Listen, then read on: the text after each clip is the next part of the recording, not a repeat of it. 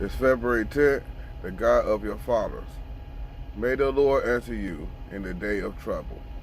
May the name of the God of Jacob protect you. Psalms 20.1. Well, chapter 1.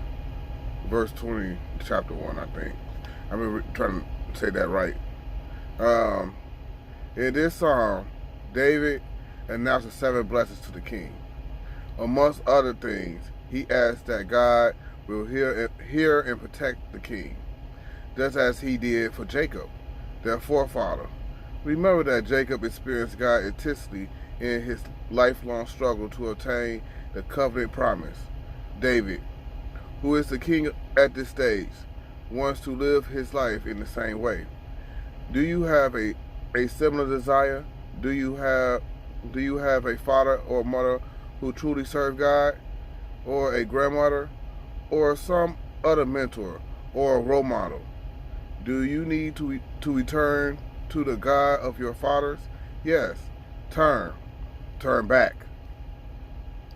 You cannot relive their lives or their relationships with God, but you can have your own in your own way. You can write your own story with God with the same passion, trust, and commitment that they had. Yes, you can have God in your life, see Him working, hear His voice, and experience His guidance. Then your own children one day will want to follow the God of their father and mother too. Yes, Lord, I do want to show my children how to live with God, God of my fathers. Help me. Amen. Or amen. Well, that's the passage of the day on February 10th. And I'm sorry I got too late. Work got busy. But I promise I won't put out a passage from Psalms a day. And stay tuned for the next video, because the February 11th is go down into the holy place. All this is from Psalms. It is chapters from Psalms. All this is chapters from Psalms. I love Psalms because I want to relate to Solomon, because Solomon's the wisest king. But then you think about it, Solomon also had his demons too. He inherited his lust for women just like David, and we both, well, if you study the Bible, we both know what David did.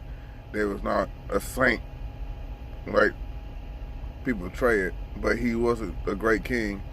You know, he was not like Saul, but he was a great king. And then Solomon, who wishes not like David, you know, because David was, you know, a man of peace, but also a man of war. Solomon was neither of that, because Solomon came to God when he was a kid and said, "I'm not like my daddy." He prayed for not money, not wisdom. No, he prayed for wisdom. That's what he prayed for. But he didn't pray for money. He didn't pray for strength. He prayed for wisdom. And I thought that was unique. You know what I'm saying? Because a lot of people pray for money, and people pray for strength and, you know, life problems.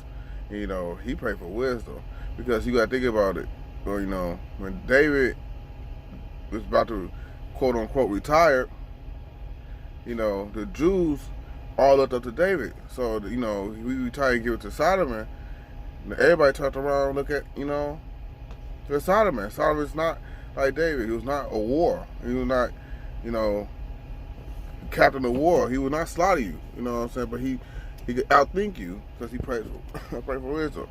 And then you got the, you know, a lot of people don't talk about it. We think it like David had one son. He had many sons. You know, his brother tried to kill Solomon. You know, but I ain't trying to get into all that. Yeah, you can see I've been reading. I'm trying to get all to that. Okay, I love you guys.